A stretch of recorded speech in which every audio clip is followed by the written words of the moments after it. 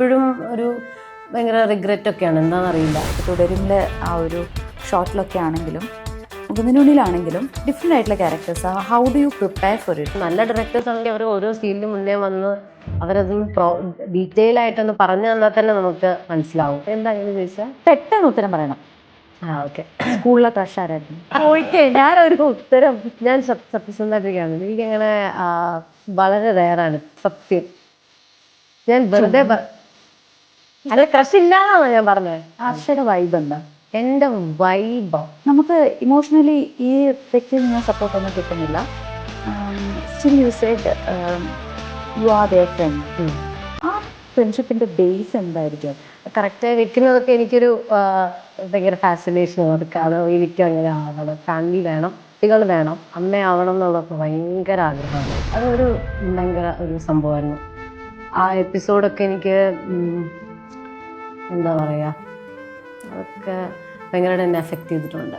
അന്നാണ് ആദ്യമായിട്ട് മനസ്സിലാവുന്നത് എത്രയും പെട്ടെന്ന് ഒരാൾ മരിക്കും, പെട്ടെന്നാണ് ഒരാൾ മരിക്കുന്നതെന്ന് മനസ്സിലാവുന്നത്. അപ്പം ഈ നമ്മൾ അതിനു മുന്നേ ഇപ്പോൾ ആൾക്കാർ എനിക്ക് അന്നൊക്കെ എൻ്റെ ഏറ്റവും വലിയ പ്രാർത്ഥന ആരെങ്കിലും മരിക്കുകയാണെങ്കിൽ ദൈവമേ കുറച്ച് നാള് എന്ന് വെച്ചാൽ നമ്മൾ ആ ഒരു ഇതിലേക്ക് മനസ്സിലായോ ഞാൻ പറഞ്ഞത്, ഉൾക്കൊള്ളാനുള്ളൊരു സമയം കൊടുത്തിട്ട് വേണം. അങ്ങനെ ആയിരിക്കണേന്ന് എപ്പോഴും അത് ഇപ്പോഴും ഉള്ളതാണ്. പിന്നെ അമ്മൂമ്മയെ പറ്റിയിട്ട് പറയുകയാണെങ്കിൽ ഞാൻ എല്ലായിടത്തും പറയും, എൻ്റെ അമ്മൂമ്മയും അപ്പൂപ്പനും എന്ന് പറയുന്നത് നമ്മളൊരു ഐഡിയൽ ഗ്രാൻഡ് പേരൻസ് എന്ന് വെച്ചാൽ എന്താണ്? ഇപ്പോൾ നമ്മൾ ബുക്സിൽ വായിക്കുകയോ ചെയ്യുന്ന എങ്ങനെയാണ് ഒരു ഗ്രാൻഡ് പേരൻസ് എന്ന് വെച്ചാൽ എങ്ങനെയാണ്? കുട്ടികളെ ഒരു വാത്സല്യമുള്ള, അവർക്കെന്തും വാങ്ങിക്കൊടുക്കുന്ന, അവർക്ക് എന്ത് ഇഷ്ടമുള്ളത് ഉണ്ടാക്കി കൊടുക്കുന്ന, അവരോട് എപ്പോഴും സ്നേഹം മാത്രമുള്ള അങ്ങനത്തെ അപ്പൂപ്പനും അമ്മൂമ്മയാണ് എനിക്ക് കിട്ടിയത്. അപ്പം അതിൻ്റെ ഇമ്പാക്റ്റ് ഇപ്പം അത്രയും കൂടുതലാണ്. പിന്നെ നമ്മളോടൊപ്പം ജീവിക്കുന്നതാണ്, ഞാൻ അവരോടൊപ്പം ഉറങ്ങുന്ന ആളാണ്. അപ്പം ഇപ്പം പെട്ടെന്ന് പോകുമ്പോൾ അതെന്തായിരിക്കും?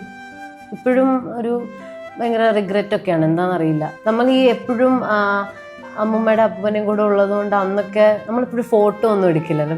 ബേബി എൻ്റെ കസിൻസ്, ചേച്ചിമാർക്കും ചേട്ടന്മാർക്കൊക്കെ അവരൊക്കെ നാട്ടിൽ വരുമ്പോൾ, വെക്കേഷൻസിലൊക്കെ വരുമ്പോൾ അവരെപ്പോഴും ഫോട്ടോസൊക്കെ എടുക്കും. പക്ഷെ എനിക്ക് അമ്മൂമ്മയുടെ കൂടെ ഫോട്ടോസൊന്നും അധികം ഇല്ല. അപ്പോൾ അത് പക്ഷേ ഒരു വലിയ വിഷമമൊന്നുമല്ല. പക്ഷെ പറഞ്ഞാണ് നമുക്കിങ്ങനെ തോന്നുമല്ലോ ചില സമയം, അയ്യോ ഫോട്ടോസൊക്കെ എടുക്കാറുണ്ട്. നമസ്കാരം. ഇന്ന് എനിക്ക് വളരെ ഫേവറേറ്റ് ആയിട്ടുള്ള ഒരാളാണ് എൻ്റെ കൂടെ ഉള്ളത്. മലയാളത്തിൽ മാത്രമല്ല തമിഴ് സിനിമയിലും എല്ലാ അഭിനയിച്ച സിനിമകളിലും തൊട്ടതെല്ലാം പൊന്നാക്കിയ നായിക. ക്യാരക്ടേഴ്സൊക്കെ നമുക്ക് എടുത്തെടുത്ത് പറയാം. അഭിനയമാണെങ്കിലും പെർഫെക്ഷൻ ആണെങ്കിലും she performs like A very experienced performer which she is. So ഒരുപാട് സന്തോഷത്തോടെ നിങ്ങൾക്കും എനിക്കും ഒരുപാട് പ്രിയങ്കരിയായ ഈ നടിയെ ഞാൻ സ്വാഗതം ചെയ്യാണ്. With lot of love, Arsha Chandini Baiju, welcome to the show. Thank you ചേച്ചി. Thank you Arsha for coming. എനിക്ക് ഒരുപാട് സന്തോഷം ഇന്ന് ആർഷ വന്നതിൽ. വേറെ ഒന്നുമല്ല, ആർഷ ചെയ്ത ക്യാരക്ടേഴ്സൊക്കെ അത്രയും ഇൻഡിവിജ്വാലിറ്റി കീപ്പ് ചെയ്യുന്ന ക്യാരക്ടേഴ്സാണ്. ഓരോന്നും അതിലേക്ക് ഞാൻ കടക്കാം. ഓരോന്നും എനിക്ക് എടുത്ത് പറയണം. Because your movies R like that, your performances also. ഞാനിങ്ങനെ റീൽസൊക്കെ കാണുമ്പോൾ അതിലിങ്ങനെ പെർഫോമൻസ് അറ്റ് ദ പീക്ക് എന്നൊക്കെ പറഞ്ഞിട്ടാണ് അതിൻ്റെ ടൈറ്റിൽസൊക്കെ തുടരുമിലൊക്കെ ഉള്ളതിൽ കൊടുത്തിട്ടുള്ളത്. Before coming to your movies or anything, ആർഷയുടെ ഉള്ളിൽ നമ്മുടെ ജവ്വിമെറ്റിലെ ഒരു കരീന കപൂർ ഒളിഞ്ഞു കിടക്കുന്നതായിട്ട് എനിക്ക് തോന്നിയിട്ടുണ്ട്. Are you that kind of A person? ഉണ്ടാവും. അതെ, സോ മച്ച് ഓഫ് ബബ്ലിനെസ് ഇൻസൈഡ്. അയ്യോ അത്ര ബബ്ലി അല്ല. പക്ഷേ ഞാൻ പൊതുവേ ആൾക്കാർക്ക് ഇങ്ങനെ, പ്രത്യേകിച്ച് സിനിമയിലുള്ളവർക്കൊക്കെ അവർ വിചാരിക്കുന്നത് ഞാൻ ഒരു ഇൻട്രോവേർട്ടാണ് എന്നാണ്. പക്ഷെ അല്ല, ഞാൻ ഭയങ്കര എക്സ്ട്രോവേർട്ടാണ്. എനിക്ക് കണ്ട കുറച്ച് ഇന്റർവ്യൂസ് ഒക്കെ കണ്ടപ്പോൾ എനിക്ക് അങ്ങനെ തോന്നിയത്. പെട്ടെന്ന് എനർജി ലെവലും so much of energy. So how are you basically? എങ്ങനത്തേത് തരം ഒരു വ്യക്തിയാണ്? ഞാൻ ഭയങ്കരമായി സംസാരിക്കുന്ന എക്സ്ട്രോവേർട്ടാണ് ഞാൻ ആക്ച്വലി. പക്ഷെ പൊതുവേ ഞാൻ പ്രത്യേകിച്ചൊരു പബ്ലിക് ഇതിൽ വരുമ്പോൾ ഞാൻ കുറച്ച് ഓവർ തിങ്ക് ചെയ്തിട്ട് ഞാൻ കുറച്ചൊരു ഇൻട്രോവേർട്ട് ആക്ടിങ് ചെയ്യാറുണ്ട്. അങ്ങനെ അതെ, അങ്ങനെയുണ്ട്. എന്ന് വെച്ചാൽ നമ്മളിങ്ങനെ ഓവർ തിങ്ക് അല്ലേ, നമ്മളിനിയും കൂടുതൽ അത് ചെയ്താൽ എന്തെങ്കിലും അങ്ങനെ ഒരു ഇഷ്യൂ എനിക്ക് ചെറുപ്പത്തിൽ അതില്ലായിരുന്നു. പക്ഷെ ഇപ്പം എനിക്കൊന്ന് നമ്മൾ കൂടുതൽ ഇങ്ങനെ ആൾക്കാർ വാച്ച് മീഡിയ പേഴ്സൺ ആയതിനു ശേഷമാണോ ഒരു ചിന്ത വരുമ്പോ അങ്ങനെ ഉണ്ട്. അങ്ങനെ എന്തെങ്കിലും? പക്ഷെ പൊതുവേ ഞാൻ ഇപ്പൊ എല്ലാവരും എന്നെ ക്ലോസ് ആയിട്ട് അറിയാവുന്നവരൊക്കെ എപ്പോഴും പറയും ഇന്റർവ്യൂവിൽ പോകുമ്പോൾ ഞാൻ ഭയങ്കര സീരിയസ് ആണ്. എനിക്ക് ശരിക്കും വൊക്കാബുലറി ഒന്നും കിട്ടില്ല എനിക്കിങ്ങനെ, പ്രത്യേകിച്ച് ക്യാമറയുടെ മുന്നിൽ സംസാരിക്കുമ്പോൾ. അല്ലാതെയൊക്കെ ഇരിക്കുമ്പോൾ കാര്യങ്ങളെ പറ്റിയൊക്കെ വളരെ എല്ലാവർക്കും ഉള്ളൊരു കുഴപ്പം തന്നെ ആയിരിക്കും അത്, അല്ലേ? പക്ഷെ അല്ലാതെ ഇരിക്കുമ്പോൾ ഭയങ്കരമായിട്ട് സംസാരിക്കാനും ഒക്കെ നന്നായി സംസാരിക്കുന്ന ആളാണ് പൊതുവെ. പക്ഷെ ക്യാമറയുടെ മുന്നിൽ വരുമ്പോൾ അപ്പൊ ഈ ഡയലോഗ്സ് ഒക്കെ വരുന്ന സമയത്തോ, ഡയലോഗ്സോ ഡെലിവറി ഒക്കെ വരുമ്പോഴോ അതൊക്കെ പഠിച്ചു അത് പ്രശ്നമില്ല, അതൊന്നും ഷാർപ്പായിട്ട് പെട്ടെന്ന് പറയും. ഇപ്പൊ എൻ്റെ അടുത്ത് പറഞ്ഞപ്പോൾ ഇങ്ങനെ പറഞ്ഞു, ഞാൻ ഒന്ന് ചിന്തിച്ചാ സംസാരിക്കാന്ന്. അതെന്താ അങ്ങനെ തോന്നാൻ കാര്യം, ചിന്തിച്ച് സംസാരിക്കണം എന്ന്? ഞാൻ പൊതുവെ എനിക്ക് തോന്നിയതിൽ വളരെ ജെന്യുവനായിട്ട് ഉള്ള കാര്യം കൃത്യമായിട്ട് പറയുന്ന ഒരാളായിട്ടാണ് തോന്നിയത്. അങ്ങനെ തോട്ട് വരാൻ കാരണം എന്താ? അല്ല, അതെനിക്ക് തോന്നുന്നു നമ്മൾ ജഡ്ജ് ചെയ്യപ്പെടുമോ എന്നുള്ളൊരു ഭയം ഉള്ളത് കൊണ്ടായിരിക്കും. അത് കുറച്ച് ജഡ്ജ് ചെയ്യപ്പെടുമോ എന്നുള്ളത് അങ്ങനെ എന്തെങ്കിലും ആൾക്കാർ ജഡ്ജ് ചെയ്തോ അല്ലെങ്കിൽ അല്ല, അത് അങ്ങനെയല്ല. അത് നമുക്ക് തന്നെ ഉള്ളൊരു തോന്നലാണ്. അതായത് നമ്മളിനി പറഞ്ഞ് കുഴപ്പങ്ങളൊന്നും ഉണ്ടാക്കരുത്, ഒരു കോൺട്രവേഴ്സിലും അങ്ങനെ ഒരു ധാരണ ഉണ്ടാവുമല്ലോ മനസ്സിൽ. അതിൽ നിന്ന് വരുന്നതാണ് ഈ പറഞ്ഞ കാര്യങ്ങൾ. സൂക്ഷിച്ച് സംസാരിക്കുക. അപ്പൊ ഇപ്പോഴും സംസാരിക്കുമ്പോൾ ഉള്ളിലിങ്ങനെ ഞാൻ പറയുന്നത് പ്രശ്നത്തിലാണോ എന്നൊക്കെ തോന്നിക്കൊണ്ടേയിരിക്കും. അത് മാറ്റണം എന്ന് എനിക്ക് ഭയങ്കര ആഗ്രഹമുണ്ട്. എൻ്റെ ബ്രദറൊക്കെ എപ്പോഴും പറയും, നീ ഇങ്ങനെ സംസാരിക്കുമ്പോൾ നിന്റെ കണ്ണ് എപ്പോഴും ഇങ്ങനെ കൺഫ്യൂസ്ഡ് ആയിട്ട് ഇങ്ങനെ ഇരിക്കും, നീ ഒരു കൺഫ്യൂസ്ഡ് ആയിട്ടുള്ള ഒരാളാണ്. പൊതുവേ വളരെ ക്ലാരിറ്റി ഉണ്ട് എൻ്റെ ഡിസിഷൻസിലും എല്ലാത്തിലും. എനിക്ക് അങ്ങനത്തെ ഒരാളാണ്. സ്വന്തമായി എൻ്റെ എല്ലാ ഡിസിഷൻസും തനിയെ എടുക്കുകയൊക്കെ ചെയ്യുന്ന ഒരാളാണ്. പക്ഷെ പൊതുവേ നീ ആൾക്കാർക്കൊരു നീ ഒരു കൺഫ്യൂസ്ഡ് ആണ്, നീ ഒരു അങ്ങനത്തെ ഒരു ഇമ്പാക്ട് നീ കൊടുക്കും. എനിക്ക് അങ്ങനെ തോന്നിയേയില്ല കേട്ടോ. എനിക്ക് ആദ്യത്തെ ഒരു 3-4 വർഷം മുമ്പ് ഇന്റർവ്യൂസ് ഒക്കെ കണ്ട സമയത്തും വളരെ ജെന്യുവൻ ആയിട്ട് ആദ്യത്തെ സിനിമകളുടെ സമയത്തൊക്കെ എനിക്ക് മുകുന്ദനുടെ സമയത്തൊക്കെ ഇന്റർവ്യൂസ് ഒക്കെ എടുത്ത് നോക്കിയാ കൃത്യമായിട്ട് കാര്യം പറഞ്ഞു പോകുന്ന ഒരാള്, ഒരുപാടൊന്നും ചിന്തിച്ച് സംസാരിക്കണ തോന്നിയില്ല. നേരത്തെയൊക്കെ ഞാനൊരു ഇന്റർവ്യൂലൊക്കെ കണ്ടപ്പോൾ ഇങ്ങനെ പറഞ്ഞിരുന്നു, ഞാൻ അത്യാവശ്യം നന്നായിട്ട് പഠിക്കുമായിരുന്നു, നല്ല മാർക്കുള്ള ഒരു കുട്ടിയായിരുന്നു. അപ്പോൾ ശരിക്കും പറഞ്ഞ ഒരു ഡോക്ടറോ എഞ്ചിനീയറോ അല്ലെങ്കിൽ ഏതെങ്കിലും ഒരു നല്ല പ്രൊഫഷനിൽ എത്തിപ്പെടേണ്ട ഒരാൾ, സിനിമ നമ്മൾ പറയുന്ന ഒരുപാട് അൺസർട്ടനിറ്റി ഉള്ള ഒരു ജോലിയാണെന്ന് നമ്മൾ പറഞ്ഞിരുന്നു. So what is your motivation to reach here, come here and now to be in a place where you are? അല്ല, എനിക്ക് ഹൈസ്കൂളിൽ പഠിച്ചപ്പം ഞാനൊരു മോണാക്ട് ചെയ്തു. ഹൈസ്കൂളിലല്ല, 6ാം ക്ലാസ്സിൽ പഠിച്ചപ്പോൾ ഞാനൊരു കവിതയുടെ അന്നാണ് ആദ്യമായിട്ട് മോണാക്ട് സ്കൂളിൽ ചെയ്തത്. അപ്പം എനിക്ക് എൻ്റെ ഒരു മാമി പഠിപ്പിച്ചു തന്നാണ്. ഒരു മലയാളം കവിതയുണ്ട്, ഉമ്മുക്കുലുസു എന്ന് പറയുന്ന ഒരു കവിതയുടെ പേര് ഞാൻ മറന്നുപോയി, സോറി. ഒരു വലിയൊരു നല്ല കവിതയാണ്. അതിൽ ഒരമ്മ, ഉമ്മുക്കുലുസു മരിച്ച വിഷമത്തിലുള്ള ഒരു അമ്മയുടെ കവിതയാണ്. അപ്പോൾ അതിൻ്റെ ഒരു ഇതെന്നെ മോണാക്റ്റായിട്ട് പഠിപ്പിച്ചിട്ട്, അപ്പം ഞാൻ ഈ മാമി പറഞ്ഞു തരുന്നുണ്ട്, ഞാൻ ഇത് ചെയ്ത് മനസ്സിലാക്കിയൊക്കെ വെച്ചു. പിന്നെ തനിയാണ് കുറേയൊക്കെ ചെയ്തൊക്കെ പഠിച്ചിട്ട് സ്റ്റേജിൽ കയറിയപ്പോഴാണ് ശരിക്കും അത് ആദ്യമായിട്ട് ഞാൻ തന്നെ ഒന്ന് പ്രോപ്പറായിട്ട് ചെയ്യുന്ന സ്റ്റേജിൽ അന്ന് കയറിയപ്പോഴാണ് ആ സീരിയസ്നെസ്സോടെ ചെയ്യുന്നത്. അപ്പോൾ ചെയ്തപ്പോൾ അപ്പോഴാണ് എനിക്ക് മനസ്സിലായി, അതുവരെ എനിക്ക് അങ്ങനെ ഒരു ചിന്തയോ അല്ലെങ്കിൽ സിനിമ നടിയാണ് എനിക്ക് അങ്ങനെ ഒരു നടിയോ അങ്ങനെ ഒരു ചിന്തകളും ഇല്ല. അന്നൊക്കെ വേറെ പ്രൊഫഷൻസ്, ഇതുപോലെ പീഡിയാട്രിഷ്യനാണ് അങ്ങനെയൊക്കെ ഉണ്ടായിരുന്നു. 6ാം ക്ലാസ്സിൽ. അപ്പം ഞാൻ അന്ന് എനിക്ക് ചെയ്തപ്പോൾ എനിക്ക് മനസ്സിലായി, ഓക്കെ, അഭിനയിക്കാൻ പറ്റുന്നുണ്ടല്ലേ എന്നിങ്ങനെ നമുക്കൊരു റിയലൈസേഷൻ വരില്ലേ. പക്ഷെ എനിക്കിപ്പോഴും ഞാൻ കരഞ്ഞത് എനിക്ക് ഓർമ്മയുണ്ട്. ഞാൻ തനിയെ കരഞ്ഞതാണ്. എനിക്ക് ആ വിഷമം വന്നതും ഒക്കെ ഓർമ്മയുണ്ട്. അന്ന് സ്റ്റേജിൽ നിന്ന് ഇറങ്ങിയപ്പോൾ അന്നിങ്ങനെ 2-3 ടീച്ചേഴ്സൊക്കെ ഇങ്ങനെ അവർക്കും വിഷമമായി, കണ്ണ് നിറഞ്ഞു എന്നൊക്കെ എന്നോട് പറഞ്ഞു. അപ്പം എനിക്ക് മനസ്സിലായി, ഓക്കെ, ആൾക്കാർക്കും അത് കിട്ടുന്ന ഇതെന്ന് വെച്ചാൽ എന്താ പറയുക, അന്നൊന്നും ഫിലിം ആക്ടർ അങ്ങനൊന്നും അല്ല. പക്ഷെ നമുക്ക് അഭിനയിക്കാനുള്ളൊരു ഇഷ്ടം അവിടെ തുടങ്ങിയതാണ്. അപ്പോൾ തൊട്ടാണ് ഞങ്ങളുടെ സ്കൂളിൽ അന്ന് ഞാൻ ശ്രീ ഭുവനേശ്വരി സ്കൂളിലാണ് മാന്നാർ പഠിച്ചത്. അവിടെ ആ സ്കൂളാണ് ശരിക്കും എൻ്റെ എല്ലാ രീതിയിലുമുള്ള പ്രോത്സാഹനത്തിന് ഏറ്റവും തുടക്കവും എല്ലാം ആ സ്കൂളിൽ നിന്നാണ്. അവിടെ കലോത്സവത്തിനൊക്കെ പോകുന്ന ഒരു മെയിൻ സ്കൂളാണ്, സ്കൂൾ കലോത്സവത്തിന്. അപ്പം അന്നൊക്കെ ഹൈസ്കൂളിലെത്തിയാൽ നാടകം പോകും, നമ്മൾ നാടകത്തിന് പോകാതാണ്. മനസ്സിലായി. അപ്പം ഞാൻ അന്ന് 6th 7th പഠിച്ചപ്പോൾ ഹൈസ്കൂൾ ആവണം, നാടകത്തിന് പോകണം. അപ്പം നമ്മുടെ അവിടുത്തെ ടീം എപ്പോഴും സ്റ്റേറ്റ് ലെവലിൽ പോവുകയും പ്രൈസ് വാങ്ങുകയും മികച്ച നടിയൊക്കെ നമ്മളുടെ സീനിയേഴ്സ് ഒക്കെ കിട്ടിയിട്ടുണ്ട്. അപ്പം അതിൻ്റെ ഒരു ഹൈ ആയിരുന്നു, അന്ന് എനിക്കത് കിട്ടണം, പോകണം എന്നൊക്കെ. പക്ഷേ 8th ആയപ്പോൾ എൻ്റെ അമ്മ CBSE മാറ്റി. അങ്ങനെ പിന്നെ അതിന് പോകാൻ പറ്റിയിട്ടില്ല. പക്ഷേ എല്ലാം ഞാൻ പഠിക്കുന്നതെല്ലാം കണ്ടിന്യൂ ചെയ്യുന്നുണ്ടായിരുന്നു. മത്സരങ്ങൾക്ക് ഒക്കെ സ്കൂൾ മത്സരത്തിനൊക്കെ പോകുന്നുണ്ടായിരുന്നു. പക്ഷെ എനിക്ക് കലോത്സവത്തിന് പിന്നീട് പോകാൻ പറ്റിയില്ല.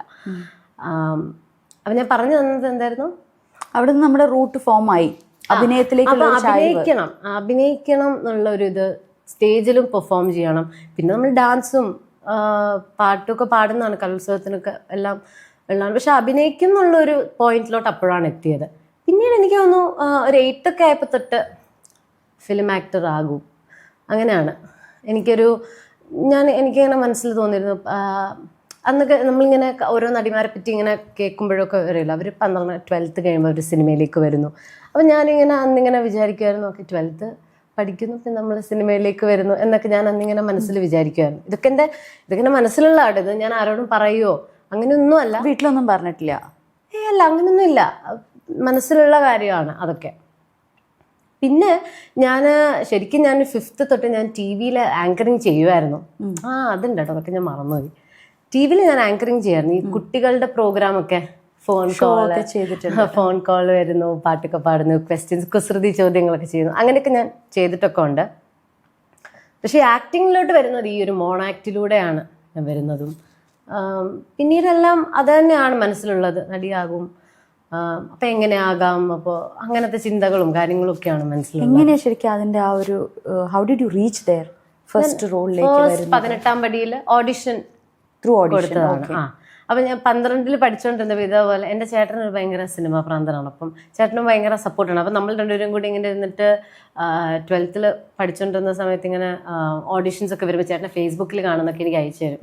അപ്പം ഞങ്ങൾ രണ്ടുപേരും കൂടി ഇതാണ് മെയിലൊക്കെ അയക്കുന്നത്. അപ്പം ആ സമയത്ത് 2-3 സിനിമകളുടെ ഓഡിഷൻ അയച്ചിട്ടുണ്ട്. 12th എക്സാം ടൈമിലും അങ്ങനെയൊക്കെ വരുന്ന സമയത്ത് അച്ഛനും അമ്മയൊക്കെ വഴക്ക് പറയില്ലേ? ഇല്ല, അവർക്ക് ഭയങ്കര ഇഷ്ടം, അവർക്ക് പഠിച്ചാൽ മതി. അവരെ സംബന്ധിച്ച് ഞാൻ പഠിക്കുക, അവരെന്നെ എല്ലാത്തിലും സപ്പോർട്ടാണ്, പഠിക്കണം, ആ ഒരു ഇതേ ഉള്ളൂ. അത് ഞാൻ ചെയ്യുന്നുണ്ടായിരുന്നു. അപ്പം അതുകൊണ്ട് അവർക്കും ഇഷ്ടമാണ്, അവർക്കും സിനിമകൾ ഇഷ്ടമാണ്, കലാകാരെ ഇഷ്ടമാണ്, അവരുടെ ഉള്ളിലും കലയുള്ളവരാണ്. അപ്പം അങ്ങനെയാണ്, അങ്ങനെ ഒരു പ്രശ്നമൊന്നുമില്ല. നമ്മൾ പഠിക്കുമായിരുന്നു. എൻ്റെ അച്ഛനും അമ്മയ്ക്കും തരാൻ പറ്റുന്നതിലെ ബെസ്റ്റ് അവർ തന്നിട്ടുണ്ട്. അതിനേക്കാളും കൂടുതൽ തന്നിട്ടുണ്ട്. ഭയങ്കര പ്രൗഡായിട്ട് പറയുന്നത്, ഒരിക്കലും എന്നെ ഒന്നിനും റെസ്ട്രിക്ട് ചെയ്തിട്ടില്ല അച്ഛനും അമ്മയും. ഒന്നും ചോദിക്കാറും ഇല്ല ഞാൻ ചെയ്യുന്ന കാര്യങ്ങളിലും. ഇല്ല, ഒന്നുമില്ല. എന്താണോ ഇഷ്ടം. ഞാൻ ചെറുപ്പം തൊട്ടേ ഞാനൊരു സ്മാർട്ട് കിഡാണെന്ന് ഞാൻ പറയില്ല, അതിപ്പോഴും അല്ല. പക്ഷെ ഞാൻ എല്ലാത്തിലും ഇപ്പം ഞാനെങ്ങനെ ഫസ്റ്റ് ഡാൻസിന് പോയതെന്ന് പറയാം. ഡാൻസിന് എങ്ങനെ ചേർന്നതെന്ന് വെച്ചാൽ, ഒരു ദിവസം വൈകുന്നേരം അമ്മ ഇങ്ങനെ, എനിക്കിപ്പോഴും വേണം, നമ്മുടെ അമ്മയുടെ റൂമിൽ ഇങ്ങനെ ബെഡിൽ കിടക്കാൻ ഞങ്ങൾ രണ്ടുപേരും കൂടെ. അപ്പം അമ്മ ഇങ്ങനെ എൻ്റെ അടുത്ത് ചോദിച്ചു, ഇങ്ങനെ ഒരു ആൻറ്റിയുടെ വീട്ടിൽ ഡാൻസർ വരുന്നുണ്ട്, അപ്പം അവരിങ്ങനെ അറിയിച്ചു, പിന്നെ മോൾക്കൊക്കെ ഇഷ്ടമുണ്ടെങ്കിൽ പോവാം. അന്ന് 4-5 വയസ്സാണ് എനിക്ക്. അപ്പം ഞാൻ പറഞ്ഞു, ശരി പോവാം.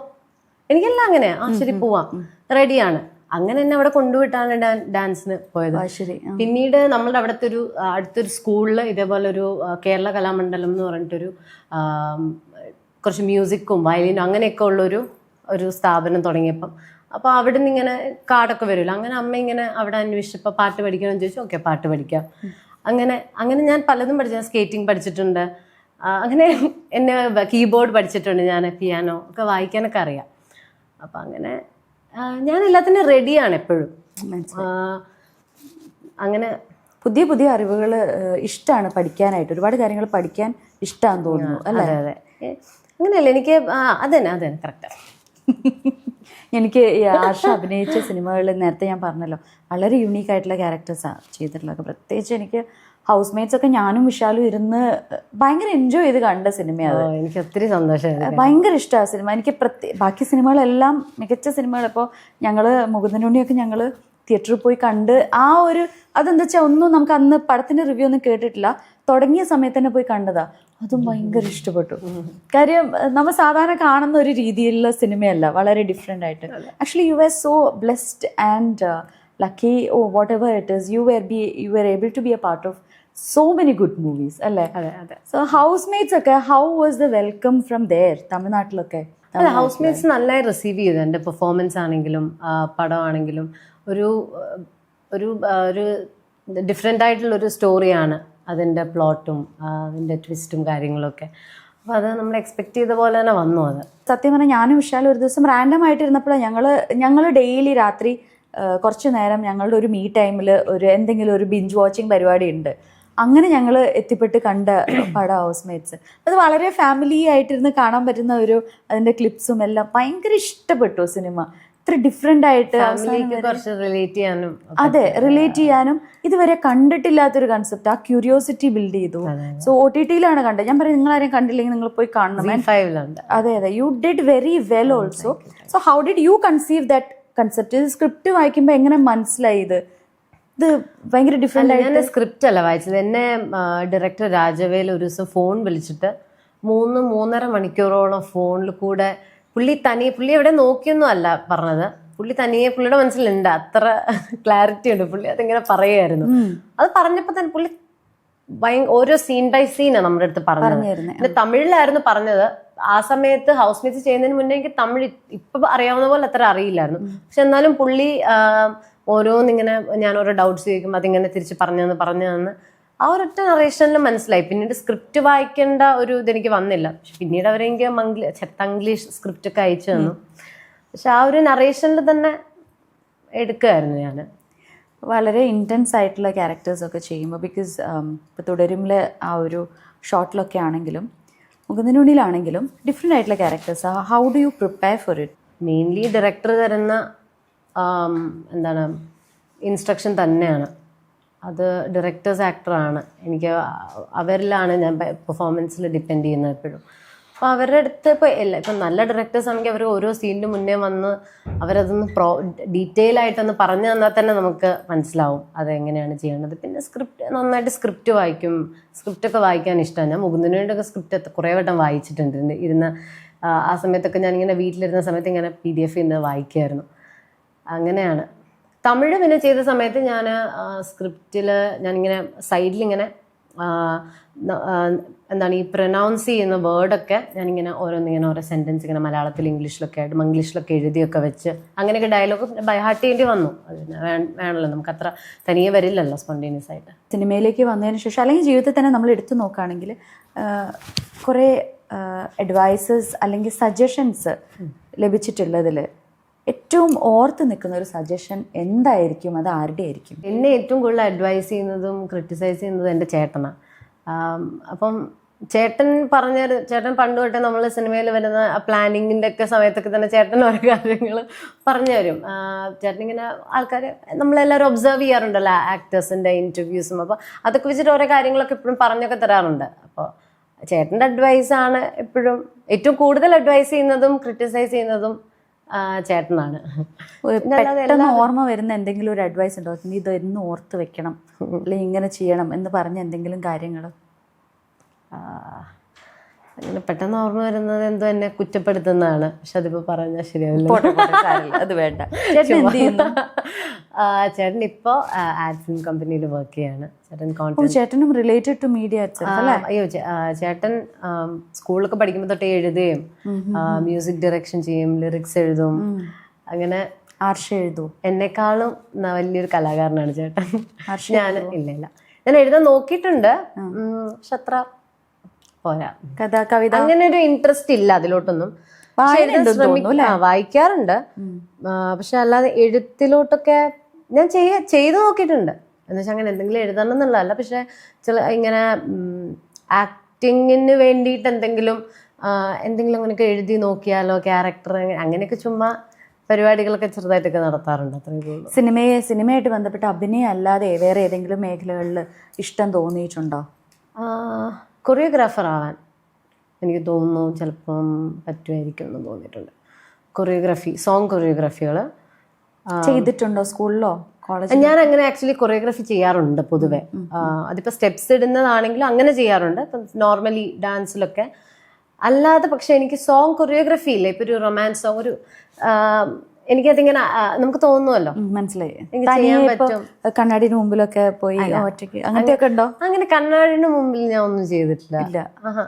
അത് ചിലരിങ്ങനെ പറയാറില്ലേ കണ്ണാടി, ഓരോരുത്തരുടെ രീതിയാണ്. എനിക്കെന്തോ കണ്ണാടിന്റെ മുന്നിൽ പോയി നിൽക്കുമ്പോൾ മറന്നു പോകുന്നു തോന്നുന്നു.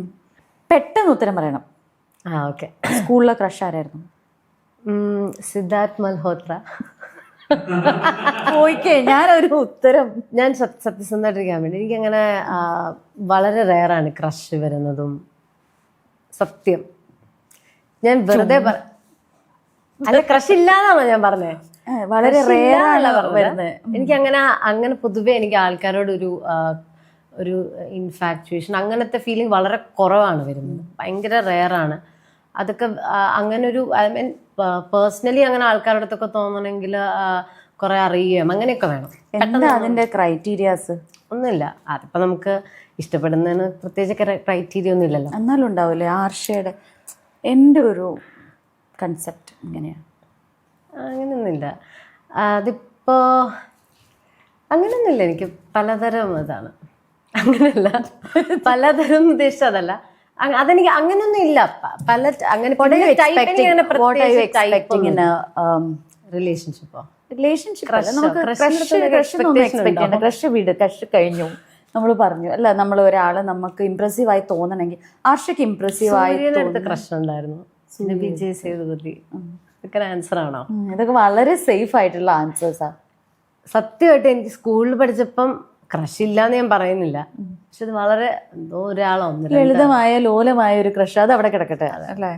ഞാൻ പറയാ ആർഷനെ ഇംപ്രസ് ചെയ്യുന്ന ഒരു ക്വാളിറ്റി എന്തായിരിക്കും ഒരു വ്യക്തിയിൽ? ആണോ പെണ്ണോ? ഇനിയിപ്പോൾ ക്രഷ് വീടോ, ക്രഷ് വിട്ടേക്ക്. ഒരു മനുഷ്യരിൽ കാണുമ്പോൾ ഈ ഒരു ക്വാളിറ്റി എന്നെ വളരെ ഇംപ്രസ് ചെയ്യുന്ന ഒരു കാര്യമാണ് മനുഷ്യരിൽ. ഓക്കെ, ഒരു ഫ്രണ്ട്ഷിപ്പിന്റെ ഒരു അല്ലേ, ഫ്രണ്ട്ഷിപ്പ് എന്തോ എടുക്കാമല്ലോ. എന്ത് രീതിയിലാണെങ്കിൽ ഒരു വ്യക്തിയെ കാണുമ്പോൾ ഇതെനിക്ക് ഭയങ്കര ഇംപ്രസീവായി ഞാൻ ഒരാളിൽ കാണുന്ന ക്വാളിറ്റി. അങ്ങനെ ആർഷ കാണുന്ന ഒരു ക്വാളിറ്റി എന്താ?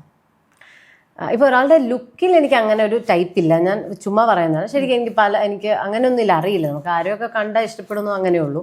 പക്ഷെ സ്വഭാവം എപ്പോഴും കൺസിഡർ ചെയ്യുന്നതും എംപത്തറ്റിക് ആയിട്ടുള്ള ആൾക്കാർ അതൊക്കെ തന്നെയാണ്. പക്ഷെ എംപത്തറ്റിക് അല്ലാത്തവരെ എനിക്ക് ഇഷ്ടപ്പെടാറുണ്ട്. അപ്പം അതൊന്നൊരു എനിക്കൊരു ക്രൈറ്റീരിയ ഇല്ല ഒന്നിനും. മൊമെന്റിൽ ഇപ്പം എൻ്റെ ഫ്രണ്ട്സിനെ തന്നെ എടുക്കുകയാണെങ്കിൽ ഒരു ബന്ധവുമില്ല അവരൊന്നും തമ്മിൽ. പലരും പല സ്വഭാവക്കാരും പല രീതികളും. എൻ്റെ വൈബ് തന്നെ ആവണമെന്നൊന്നുമില്ല എൻ്റെ ക്ലോസ് ഫ്രണ്ട്സ്. അങ്ങനെയൊക്കെ ഉണ്ട്, പലരായിട്ടും കണക്ട് ചെയ്യുന്ന പല കാര്യങ്ങളായി. ചിലർക്ക് നമ്മളൊരു വൈബ് ഉണ്ടാവും അല്ലേ, ചിലർക്ക് വേറെ എന്തെങ്കിലും റീസൺസ് ആയിരിക്കും. ആർഷയുടെ വൈബ് എന്താ? എൻ്റെ വൈബോ അത് ആൾക്കാരെ വെച്ചിട്ടിരിക്കും. ഇതൊന്നും ഞാൻ ചുമ്മാ ട്രിക്കിങ് അങ്ങനെ അല്ല. ഞാനും ഇതൊന്നും പ്ലാൻഡ് അല്ല. വെൻ യു സെഡ് ദാറ്റ് ഒരു ഞാൻ പറഞ്ഞില്ല എനിക്ക് അങ്ങനെ ഒരു ടൈപ്പോ അല്ലെങ്കിൽ ഒരു പ്രത്യേക വൈബ് എന്നല്ല. എൻ്റെ ഒരു ഫ്രണ്ടിന്റെ കൂടെ ഇരിക്കുമ്പോൾ അവരുടെ വൈബ് എന്താണോ അതിലാണ്. ഞാൻ വളരെ അഡ്ജസ്റ്റ് ചെയ്യുന്നൊരു നേച്ചറാണ്. അതായത് അങ്ങനെയാണ്. എനിക്ക് ഒരാളെ ഇഷ്ടപ്പെട്ടാൽ എൻ്റെ ഫ്രണ്ടാണെങ്കിൽ ഞാൻ അവരോടൊപ്പം വളരെ അഡ്ജസ്റ്റ് ചെയ്ത് നിൽക്കും. അങ്ങനെയാണ്. ഒരാൾ വന്നിട്ട് പറയാണ് ഇത് നീ ചെയ്തത് ശരിയല്ല, മുഖത്ത് നോക്കി ഭയങ്കരമായിട്ട് ഫീൽ ചെയ്യോ? ക്ലോസ് ഫ്രണ്ട് അങ്ങനെ പറയാവുന്ന നമ്മുടെ സർക്കിളിലുള്ള ചേട്ടനെ വിട്ടേക്കോ, അല്ലെങ്കിൽ ചേട്ടൻ ക്രിട്ടിസൈസ് ചെയ്യുന്ന കാര്യങ്ങളല്ലാതെ അതല്ലാതെ അതിന്റെ തൊട്ടടുത്തിട്ടുള്ള ഒരു സർക്കിൾ എന്ന് അങ്ങനെ പറയുന്ന I you comfortable in that? ഭയങ്കര ഇമോഷണൽ ആണ്.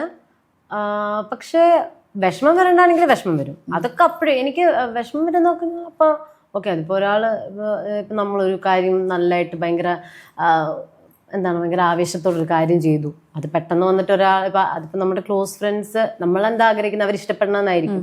അവര് ഇത് ഇഷ്ടമായില്ല കൊള്ളില്ല എന്നൊക്കെ പറഞ്ഞാൽ അതിപ്പോൾ വിഷമാവില്ലേ? അതൊക്കെ സാധാരണ കാര്യങ്ങൾ. പക്ഷെ എന്ന് വെച്ചാൽ അത്രേ ഉള്ളൂ, അത് അവരുടെ അഭിപ്രായമാണ് പറഞ്ഞത്. ഒഫൻഡഡ് ആവില്ല അല്ലേ? ഇല്ല, ഒരിക്കലും ഇമോഷണൽ. അതാ ഞാൻ ഉദ്ദേശിച്ചത്. ഇമോഷണൽ ആണ് എനിക്കെല്ലാം ഇമോഷണൽ ആണ്. ഞാൻ ഇമോഷണലി വളരെ ഡിപ്പെൻഡൻ്റ് ആണ് ആൾക്കാരിൽ. ഇപ്പം അല്ലാതെ ഞാൻ വളരെ ഇൻഡിപെൻഡൻ്റ് ആണ്. ഇപ്പം എൻ്റെ ഡിസിഷൻസും എല്ലാം ഭയങ്കര ഇൻഡിപെൻഡൻ്റ് ആണ്. എനിക്ക് തോന്നുന്ന കാര്യങ്ങളാണ് ഡിസിഷൻ മേക്കിങ്ങും എല്ലാം. പക്ഷേ ഇമോഷണലി അത് പറയുന്നത് കറക്റ്റ് ആണോ എന്ന് തന്നെ എനിക്കറിയില്ല. ഇമോഷണലി ഞാൻ ഭയങ്കര ഡിപ്പെൻഡൻ്റ് ആണ് എൻ്റെ ആൾക്കാരിൽ. എനിക്കൊരു പ്രശ്നം വന്നാൽ എനിക്കിഷ്ടമുള്ളവരെ എനിക്ക് വിളിക്കും, അല്ലെങ്കിൽ അവരെനിക്ക് വേണം, അങ്ങനെയാണ്. അവരുടെ ഒരു സപ്പോർട്ടാണ് എൻ്റെ എല്ലാം. ഞാൻ തിരിച്ചും അങ്ങനത്തെ ആളാണ്. അപ്പം എന്ന് വെച്ചാൽ ഞാനത് എല്ലാവരും നിന്ന് എക്സ്പെക്ട് ചെയ്യുന്നില്ല. ഇപ്പം ഞാൻ ഇത് പറയുന്നത് എന്താ വെച്ചപ്പോൾ എൻ്റെ ഫ്രണ്ട്സ് സർക്കിളിൽ എനിക്ക് ഒരു 1% പോലും എനിക്കൊരു ഇമോഷണൽ സപ്പോർട്ട് തരാത്തവരും ഉണ്ട്. മനസ്സിലായോ? പക്ഷെ അവരങ്ങനെയാണ്, അതവരുടെ നേച്ചറാണ്. അത് മനസ്സിലാക്കിയാണ് ഞാൻ അവരോട് നിൽക്കുന്നത്. Still you are their friend. ആണ്, കാര്യം അവരങ്ങനെയാണ്. അങ്ങനെയുള്ള മനുഷ്യരുണ്ട്. എംപത്തറ്റിക് അല്ലാത്ത മനുഷ്യരുണ്ട്. അത് അവരുടെ കുഴപ്പമല്ല. Because they are like that. അപ്പം നമ്മൾ അവരെ അങ്ങനെ ഇഷ്ടപ്പെടുക എന്നുള്ളതാണ്. ഇത് പറഞ്ഞപ്പോൾ എനിക്ക് എൻ്റെ ക്വസ്റ്റ്യനും കറക്റ്റ് ആണോ എന്ന് എനിക്കറിയില്ല. നമ്മളുടെ ആൻസറും ക്വസ്റ്റ്യനും തെറ്റാണെന്നു. അല്ല, എനിക്ക് അതിൽ നിന്ന് ഒരു ക്വസ്റ്റ്യൻ വന്നത് അതെ മനസ്സിലാവുന്നുണ്ടല്ലോ അല്ലേ? കണക്റ്റ് ആയി. ഞാൻ അതിൽ നിന്ന് വന്നൊരു ചോദ്യമാണ്. ഞാൻ പറഞ്ഞ കറക്റ്റ് ആണോ എന്നറിയില്ല. നമുക്ക് ഇമോഷണലി ഈ വ്യക്തിയിൽ നിന്ന് സപ്പോർട്ടൊന്നും കിട്ടുന്നില്ല. Still you said you are their friend. ആ ഫ്രണ്ട്ഷിപ്പിന്റെ ബേസ് എന്തായിരിക്കും? അപ്പോൾ അത് വേറെ കാര്യങ്ങൾ നമ്മൾ കണക്ട് ആവുന്നുണ്ടായിരിക്കും. ഇപ്പം നമ്മൾ ഇവിടെ നിന്ന് സംസാരിക്കുമ്പോൾ നമ്മൾ രണ്ടുപേരും കണക്ട് ചെയ്യുന്നത് സിനിമയിലാണോ എന്തിലാണോ നമ്മൾ തമ്മിൽ കണക്ട് ചെയ്യുന്ന ഒരു രീതിയില്ലേ? എന്ന് വെച്ചാൽ നമ്മൾ ക്ലോസ് ഫ്രണ്ട്സ് ആവണം എന്നല്ലേ ഞാൻ പറയുന്നത്. അണ്ടർസ്റ്റുഡ്. ഓരോ വ്യക്തികളും തമ്മിലൊരു ഇതുണ്ടാവില്ല. ഇപ്പോൾ ചിലരായിട്ട് നമ്മൾ കണക്ട് ആവുന്ന ചിലരോട് ഇപ്പം എന്താ പറയുക, നമുക്ക് പല ഇമോഷൻസ് ആയിരിക്കും, പല രീതിയിലായിരിക്കും അവരായിട്ട് കണക്ട് ആവുന്ന. അവരുടെ ഫ്രണ്ട്ഷിപ്പ് നമുക്ക് ഇമ്പോർട്ടൻ്റ് ആവുന്ന പല റീസൺസ് ആയിരിക്കും. ചിലരൊരു പ്രൊട്ടക്റ്റീവ് ഇൻസ്റ്റിങ്ക്റ്റ് കാണും നമുക്ക്. അങ്ങനെയൊക്കെ അങ്ങനെ പലതുമാണ്. ഞാൻ പറഞ്ഞില്ല, എനിക്ക് ഏറ്റവും ഇമ്പോർട്ടൻ്റ് ആണ് എൻ്റെ ഫ്രണ്ട്സും എൻ്റെ ഫ്രണ്ട്ഷിപ്പും. അത് ഞാൻ അങ്ങനെ കാര്യം എനിക്കും അവരെ വേണം. മനസ്സിലാവുന്നുണ്ട്? എനിക്കങ്ങനെ എനിക്ക് അവരില്ലാണ്ടൊന്നും പറ്റില്ല. അങ്ങനെയാണ് എൻ്റെ കാര്യങ്ങളൊക്കെ. ഞാൻ അങ്ങോട്ടും അങ്ങനെ തന്നെയാണ്. ഞാൻ അവർക്ക് അങ്ങനെ അവൈലബിൾ ആണ്. കുറച്ച് പേരുള്ളൂ ഇത് പറയുന്ന. ഒരുപാടൊരു ഗ്രൂപ്പ് ഓഫ് ആൾക്കാരുടെ കാര്യമൊന്നുമില്ല, വളരെ കുറച്ച് നമ്പർ ഓഫ് ആൾക്കാരുടെ കാര്യമാണ് പറയുന്നത്. So sweet to hear. ഞാൻ ആ പറഞ്ഞതിൽ അങ്ങോട്ട് മുഴുകിയിരുന്നു പോയി. ആദ്യമായിട്ടാണ് ഒരാളങ്ങനെ. ഇല്ല, എത്ര സീരിയസ് ആയിട്ട് പറഞ്ഞോട്ടെ. അല്ല, സത്യം. ഞാൻ പറയുന്ന ചില കാര്യങ്ങൾ ഇടയ്ക്ക് കോമഡിയാ പറയുന്നത്. So much genuinity. അതെ, ഇത് ഓഫ് റെക്കോർഡ് ഞാൻ പറയുന്നത്. ആ പറഞ്ഞ കാര്യത്തില് സിൻസിയറിറ്റിയിലാണ് വരുന്നത്. ആർഷ പറഞ്ഞപ്പോൾ മുമ്പൊരിക്കൽ പറഞ്ഞ് ഞാൻ കേട്ടു. അതായത്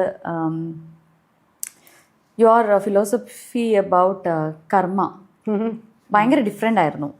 കർമ്മയിൽ സാധാരണ എല്ലാവരും ഇറ്റ്സ് ഓൾ അബൌട്ട് കർമ്മയിൽ വിശ്വസിക്കുന്നു, it's like that. But you said you don't believe in കർമ്മ. അങ്ങനെ പറയുകയാണെങ്കിൽ ആർഷയുടെ കൺസെപ്റ്റ് ഓഫ് ഗോഡ് എന്ന് പറഞ്ഞാൽ എന്തായിരിക്കും? എന്നെ സംബന്ധിച്ച് ദൈവം ഉണ്ടെങ്കിൽ അതൊരു പോസിറ്റീവ് പവറാണ്. ഞാൻ പറയുന്നത് അത് ചിലപ്പോൾ എൻ്റെ കർമ്മ ആയിട്ട് കോൺട്രഡിക്റ്റ് ചെയ്യുമെന്ന് എനിക്കറിയില്ല. പക്ഷേ ദൈവം എന്ന് പറയുന്നത് എനിക്കൊരു പോസിറ്റീവ് എനർജിയാണ്. ദർസ് നോ നെഗറ്റീവ് ഇൻ ഇറ്റ്. അതിലൊരു കാരണം അങ്ങനെയാണെങ്കിൽ ദൈവവും മനുഷ്യനും ഒന്നല്ലേ. ഇപ്പം മനുഷ്യർക്ക് പോസിറ്റീവ്സ് ഉണ്ട്, നെഗറ്റീവ്സും ഉണ്ടല്ലേ. ഇപ്പം ഞാൻ അങ്ങോട്ടടിച്ചാൽ ചിലപ്പോൾ ചേച്ചി എന്നെ തിരിച്ചടിക്കുമായിരിക്കും. അതാണ് മനുഷ്യൻ. അപ്പോൾ ദൈവം ഇപ്പോൾ ആൾക്കാർക്കൊരു ഫിയർ ഉണ്ടല്ലോ ഗോഡിനോട്. അതെന്തിനാണെന്ന് എനിക്ക് മനസ്സിലാവാറില്ല. കാരണം ദൈവം എന്ന് പറയുന്ന ഒരാളുണ്ടെങ്കിൽ, ഒരു എനർജി ഉണ്ടെങ്കിൽ അത് വളരെ പോസിറ്റീവാണ്. ആൻഡ് അതിൽ വിശ്വസിക്കുന്നവർക്ക് ആ ഒരു കോൺഫിഡൻസ് ആണ് ദൈവം. അപ്പോൾ നമ്മളൊരു എക്സാമിന് മുന്നേ അമ്പലത്തിൽ പോയി പ്രാർത്ഥിക്കുന്നുണ്ടെങ്കിൽ അത് ക്വസ്റ്റ്യൻസ് നല്ലതായി വരുന്നതല്ല, നമ്മുടെ ഒരു കോൺഫിഡൻസ് ആണ്. ഓക്കെ, നമുക്ക് എഴുതാൻ പറ്റും അല്ലേ, അതല്ലേ അതിൽ അപ്പിയർ ചെയ്യാനുള്ള അതൊരു കോൺഫിഡൻസ് തരാനാണ്. അതിനാവണം ദൈവം. അല്ലാതെ ദൈവത്തെ പേടിച്ചൊക്കെ നമ്മൾ അത് ചെയ്ത് ദൈവം നമുക്ക് പണി, അതൊന്നുമല്ല. അപ്പം അതെല്ലാം കർമ്മയായിട്ട് റിലേറ്റ് ചെയ്തുള്ളതാണല്ലോ അല്ലേ. നമ്മൾ നല്ലത് ചെയ്താൽ നല്ലത് കിട്ടും, മോശം ചെയ്താൽ മോശം കിട്ടും എന്ന് പറയുന്നത്. ദൈവം എനിക്ക് അങ്ങനെയാണ്. ദൈവം ഉണ്ടെങ്കിൽ അതൊരു ചെറുപ്പം തൊട്ടേ അങ്ങനെയാണോ? എനിക്ക് ചെറുപ്പം തൊട്ടേ അങ്ങനെ തന്നെയാണ്. അതെനിക്ക് തോന്നുന്നു അച്ഛൻ തരുന്നൊരു അച്ഛൻ്റെ ഒരു ഫിലോസഫിയാണ് അത്. ശരിക്കും നമ്മൾ നമ്മൾ റിലീജിയൻ ഫോളോ ചെയ്യുന്നവർ തന്നെയാണ് ചെറുപ്പം തൊട്ടേ വീട്ടിലുള്ളവരും ഒക്കെ. പക്ഷെ അതൊന്നും ഹെവിലി നമ്മളുടെ അടുത്ത് അത് ഇമ്പോസ് ചെയ്തിട്ടില്ല. പ്രത്യേകിച്ച് അച്ഛനും അമ്മയും എല്ലാവരും വീട്ടിൽ ആരും അങ്ങനെ ഇല്ല. അപ്പോൾ ഒരു പ്രായം കഴിഞ്ഞപ്പം എനിക്കും ചേട്ടനും ഒക്കെ നമ്മളൊക്കെ നമ്മളുടെ ഒരു ചിന്തകളിൽ തന്നെയായിരുന്നു. നമ്മൾ എത്തീസ്റ്റ് ആയിട്ടുള്ള സമയമുണ്ട്. ഞാൻ പറഞ്ഞ അങ്ങനത്തെ ചിന്ത ആ ഒരു ഗ്രോത്ത് ഇയേഴ്സിൽ അങ്ങനത്തെ ഓരോ ഫേസുകൾ വരുമല്ലോ. അപ്പൊ ഞാൻ പറഞ്ഞ അങ്ങനെയാണ് നമ്മളെ വളർത്തിയത്. അതിനകത്തൊന്നും ഒരുപാട് കാര്യങ്ങൾ ആരും അങ്ങനെ പറഞ്ഞ് നമ്മളുടെ തലയിൽ വെച്ച് തരും അങ്ങനെയൊന്നും ചെയ്തിട്ടൊന്നുമില്ല. അപ്പോൾ അതാണ് ദൈവം എന്ന് പറയുന്ന ഫിലോസഫി. അതാണ് ദൈവത്തിൽ നിങ്ങൾക്ക് വിശ്വാസം ഉണ്ടെങ്കിൽ അതൊരു പോസിറ്റീവ് എനർജിയാണ്, നിങ്ങളെ പ്രൊട്ടക്റ്റ് ചെയ്യുമായിരിക്കും. അതാണ് ദൈവം. അതിനാവണം ദൈവത്തെ നിങ്ങൾ സീക്ക് ചെയ്യേണ്ടത്. അല്ലാതെ അവിടെ ഒരു ഫിയർ വെച്ചിട്ട് കാര്യമില്ല. പക്ഷേ ഈ ഗോഡ് ഫിയർ ഒരുപാട് രീതിയിൽ ചില ആൾക്കാർക്ക് അത് നല്ലത് തന്നെയാണ്. കാര്യം ചിലർ ദൈവത്തെ ഭയന്നാണ് പലതും ചെയ്യാതിരിക്കുന്നത്, തെറ്റുള്ള കാര്യങ്ങൾ. അതെ.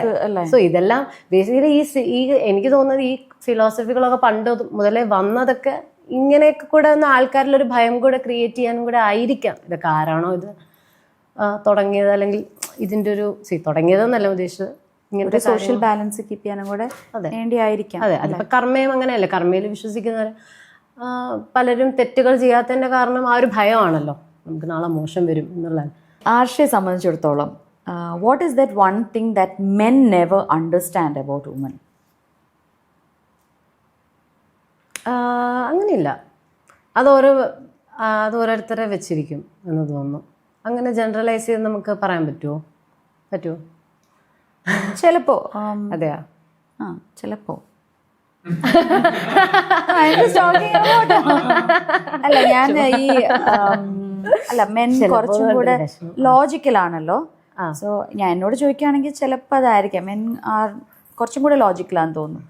സോ അപ്പോൾ സ്ത്രീകൾ കുറേയും കൂടി ഇമോഷണൽ ആവുമ്പോൾ വെന്റ് ഔട്ട് ചെയ്യുന്ന കാര്യങ്ങളൊക്കെ പലപ്പോഴും എല്ലായ്പ്പോഴും അത് കംപ്ലൈൻറ്റ്സ് ആവണമെന്നില്ല. Sometimes it's just venting out and that is their way of functioning. അതെ അതെ.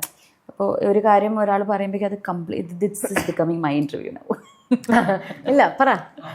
ഒരാൾ പറഞ്ഞു വരുമ്പോൾ എപ്പോഴും ഒരു സ്ത്രീ സംസാരിക്കുന്നത് ഒരു കംപ്ലൈന്റ് ആയിക്കൊള്ളണം എന്നില്ല. അത് പലപ്പോഴും അവരുടെ ഒരു ഇമോഷണൽ ലെറ്റിംഗ് ഔട്ട് ആയിരിക്കാം എന്ന് എനിക്ക് തോന്നുന്നു. So similarly what is that one thing which you think this men don't understand about woman എന്ന് പെട്ടെന്ന് ഞാൻ ചോദിക്കുമ്പോൾ എന്തെങ്കിലും ഉണ്ടോ? ഇല്ല, അങ്ങനെ എനിക്ക് അങ്ങനെ ഉണ്ടാവും, പക്ഷെ പെട്ടെന്ന് എനിക്ക് വരുന്നില്ല. അങ്ങനെ എനിക്ക് തോന്നുന്നില്ല. എംപതി ഇല്ലാത്ത നല്ല ക്വാളിറ്റി അല്ല, പക്ഷെ അവര് നല്ലവരാണ്. ഞാൻ നമുക്ക് നല്ലവരാണ്. അവരാരെയും എന്ന് വെച്ച് ഞാൻ പറയുന്നത്, ഫോർ എക്സാമ്പിൾ ഇപ്പോൾ ചിലരുണ്ടാവില്ല, ഇപ്പം നമ്മൾ പോയി നമുക്കൊരു ഭയങ്കര വിഷമം വരും, നമ്മൾ ഒരാളോട് പോയി കരഞ്ഞ് സംസാരിക്കുമ്പോൾ തിരിച്ച് റെസ്പോണ്ട് ചെയ്യാൻ പറ്റാത്തവരുണ്ട്. ഞാൻ പറയുന്നത്, അല്ലെങ്കിൽ റെസ്പോണ്ട് ചെയ്ത് അതിനനുസരിച്ചൊരു ആക്ഷൻ, നമ്മളെ സമാധാനിപ്പിക്കാൻ ഒരു ആക്ഷൻ ചെയ്യാൻ പറ്റാത്തവരുണ്ട്. അത് അവരുടെ ഞാൻ പറഞ്ഞു, ഞാൻ ഈ സംസാരിക്കുന്നില്ല എൻ്റെ ഫ്രണ്ട്സിനെ വെച്ചിട്ട് എനിക്ക് പറയാൻ പറ്റുള്ളൂ. അല്ലാതെ ഞാൻ എംപതി ഒന്നും ഇല്ലാത്ത ക്രൂരന്മാരെ പറ്റിയിട്ടല്ല ഞാൻ പറയുന്നത്. ഒരു ക്രൂരനെ ഒരു അക്കോമഡേറ്റീവ് എന്നല്ല ഞാൻ ഉദ്ദേശിച്ചത്. എൻ്റെ സുഹൃത്തുക്കളിൽ അങ്ങനെയുള്ളവരുണ്ട്, അവർ നല്ലവരാണ്. അവർ ഇപ്പം ഞാനീ പറയുന്ന ആൾക്കാരൊന്നും ആരെയും ദ്രോഹം ചെയ്യുന്നവരോ ഒന്നുമല്ല, വളരെ ഹാംലെസ് ആയിട്ടുള്ള പാവങ്ങളാണ് അവർ. പക്ഷെ അവർക്ക് ഇങ്ങനെയാണ്, ചിലർക്ക് അങ്ങനെയാണല്ലോ അല്ലേ. അവരുടെ ഫങ്ഷൻ ചെയ്യുന്ന വേറെ രീതിയിലാണ് അവരുടെ ബ്രെയിൻ. ഭയങ്കര ഓർഗനൈസ്ഡ് ആയിട്ടുള്ള അല്ല ഓർഗനൈസ്ഡ് ഒന്നും അല്ല. എനിക്കങ്ങനെ ഓർഗനൈസ്ഡേ അല്ല, അത് തന്നെയാണ് ആക്ച്വലി, അങ്ങനെയല്ല. അപ്പോൾ എനിക്ക് പക്ഷെ അങ്ങനെ ഉള്ളവരെ എനിക്ക് ഭയങ്കരമായിട്ട് ഞാൻ അഡ്മയർ ചെയ്യുന്നുണ്ട്. എനിക്ക് ഭയങ്കര ഇഷ്ടമാണ് അങ്ങനെ ആവാൻ. അതാണ് ഞാൻ പറഞ്ഞത്, ഇപ്പോൾ ഒരു ജോലി കറക്റ്റായിട്ട് ചെയ്യുന്നു, വീട് തൂക്കുന്നു, തുടയ്ക്കുന്നു, പാത്രങ്ങളൊക്കെ കറക്റ്റായി വെക്കുന്നതൊക്കെ എനിക്കൊരു ഭയങ്കര ഫാസിനേഷനാണ്. അത് കാണുമ്പോൾ എനിക്കും അങ്ങനെ ആവണം, അങ്ങനെയൊക്കെ തോന്നുന്നു എനിക്ക്. ഞാനതിങ്ങനെ ഡെയിലി കാണാറുണ്ട് ചിലരൊക്കെ. ആർഷയുടെ കൺസെപ്റ്റിൽ പ്രണയം, വിവാഹം, ലിവിങ് ടുഗെദർ, ഇതിലേതാ ഫിറ്റ് ആവുക? അങ്ങനെയൊന്നും ആലോചിച്ചിട്ടില്ല. പ്രണയമൊക്കെ വേണം. കല്യാണം, എനിക്ക് കല്യാണം, ലിവിങ് ടുഗദർ എന്നുള്ള ഓഫ്കോഴ്സ് ഫാമിലി കോൺസെപ്റ്റ് ഉണ്ട്, അത് വേണം എന്ന് തന്നെയാണ്. ഫാമിലി വേണം, കുട്ടികൾ വേണം, അമ്മയാവണം എന്നുള്ളതൊക്കെ ഭയങ്കര ആഗ്രഹമാണ് എനിക്ക്. കുട്ടികൾ വേണം, പെൺകുട്ടികൾ വേണം, അതൊക്കെ ഭയങ്കര ഇഷ്ടമാണ് എനിക്ക്. ഭയങ്കര ആഗ്രഹമാണ്. അതൊരു ഭയങ്കര വലിയ അതൊരു എയിമാണ് എൻ്റെ. എയിമാണ് അത് അങ്ങനെ എനിക്ക് വേണം, അത് അങ്ങനെയുണ്ട്. You speak very genuinely. ഭയങ്കര സിമ്പിളായിട്ട് സംസാരിക്കുന്നു, ഉള്ളിൽ നിന്നെടുത്ത് സംസാരിക്കുന്നു. Is there anything that you are afraid of, അല്ലെങ്കിൽ ഒരു ഫിയർ ഉണ്ടോ ലൈഫിൽ എന്തിനെങ്കിലും കുറിച്ച്? ഫിയർ പിന്നെ ഒരുപാട് കാര്യങ്ങളുണ്ടാവും. അതിപ്പോ എനിക്ക് പെട്ടെന്ന് ഇങ്ങനെ ചോദിക്കുമ്പോൾ പെട്ടെന്ന് പറയുന്ന സാധാരണ ഇപ്പോൾ ആൾക്കാരെ നഷ്ടപ്പെടുന്ന അങ്ങനത്തെ കാര്യങ്ങളൊക്കെ തന്നെ പെട്ടെന്ന് മനസ്സിലേക്ക് വരുന്നുള്ളൂ. അല്ലാതെ ചരന്തിയെ പേടി അങ്ങനത്തെ ആണോ? അല്ല അല്ല അല്ല അല്ല പാമ്പിന്റെ പേടി, ജീവിതമായിട്ട് പാമ്പിന്റെ പേടി അല്ല അല്ല.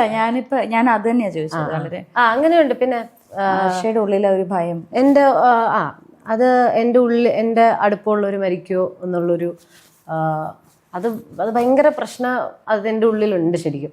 അതെങ്ങനെ വന്നതെന്ന് വെച്ചാൽ, എനിക്ക് 14 വയസ്സുള്ളപ്പോഴാണ് എൻ്റെ അമ്മൂമ്മ മരിച്ചത്. ഞങ്ങൾ താമസിക്കാൻ ഞാനും അച്ഛനും അമ്മയും ചേട്ടനും അമ്മയുടെ അച്ഛനും അമ്മയും നമ്മൾ ഒരുമിച്ചാണ് താമസിക്കുന്നത്. അപ്പൂപ്പൻ ഇപ്പോഴും ഉണ്ട്. അപ്പൂപ്പന് 90 വയസ്സ്, ഇപ്പോഴും ഹെൽത്തി ആയിട്ട് ഇരിക്കുന്നുണ്ട്. അപ്പോൾ 14 വയസ്സിലാണ് അമ്മൂമ്മ മരിക്കുന്നത്. പെട്ടെന്ന് മരിക്കുമായിരുന്നു. അപ്പോൾ ഞാൻ അപ്പൂപ്പൻ്റെ അമ്മൂമ്മയുടെയും കൂടെയൊക്കെ ആയിരുന്നു കിടക്കുന്നത്.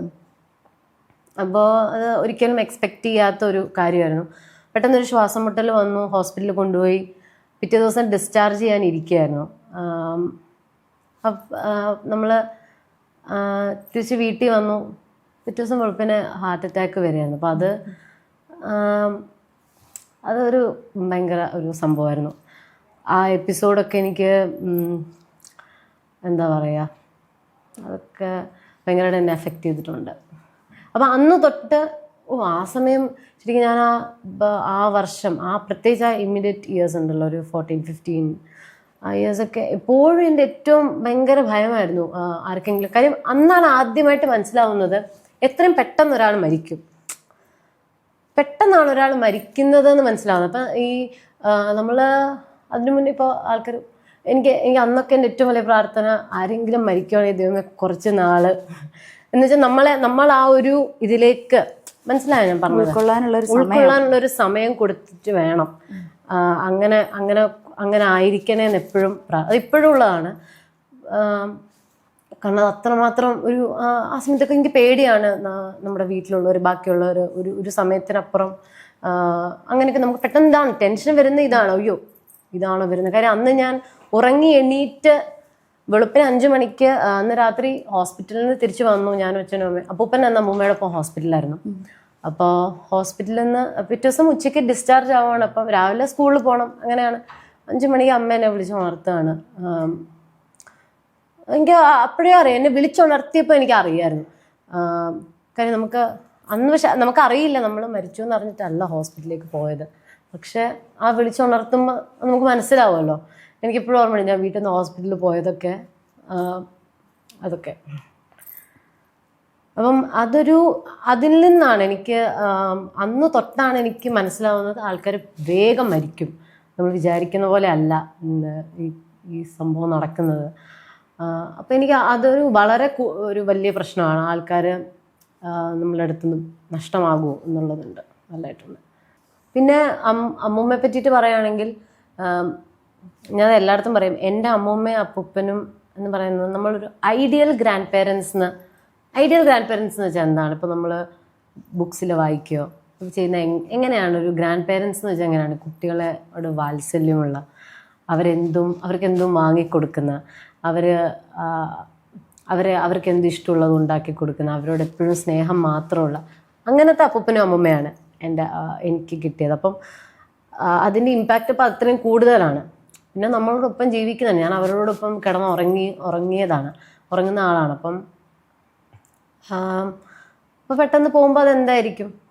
ഇപ്പോഴും ഒരു ഭയങ്കര റിഗ്രറ്റൊക്കെയാണ്. എന്താണെന്നറിയില്ല.